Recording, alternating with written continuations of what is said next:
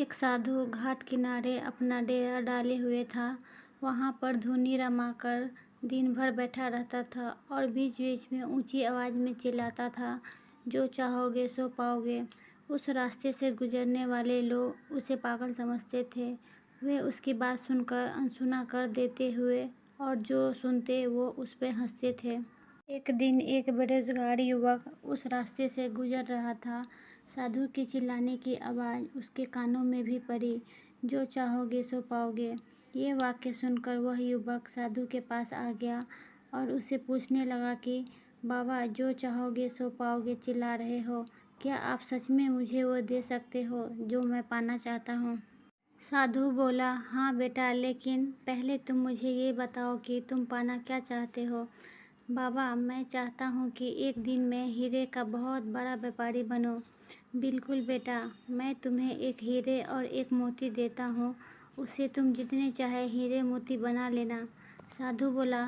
साधु की बात सुन युवक की आंखों में आशा की ज्योति चमक उठी।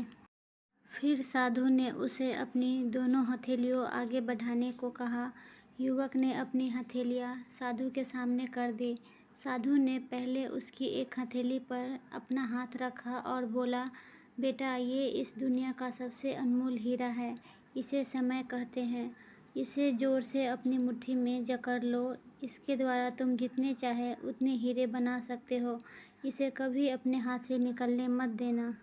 फिर साधु ने अपना दूसरा हाथ युवक की दूसरी हथेली पर रखकर कहा, बेटा, ये दुनिया का सबसे कीमती मोती है और इसे धैर्य कहते हैं। जब किसी कार्य में समय लगाने के बाद भी वांछित परिणाम प्राप्त न हो तो इस धैर्य नामक मोती को धारण कर लेना है।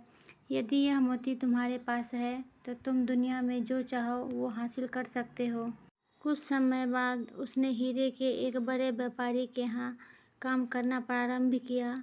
कुछ वर्षों तक वह दिल लगाकर व्यवसाय का हर गुण सीखता रहा और एक दिन अपनी मेहनत और लगन से अपना सपना साकार करते हुए हीरे का बहुत बड़ा व्यापारी बना।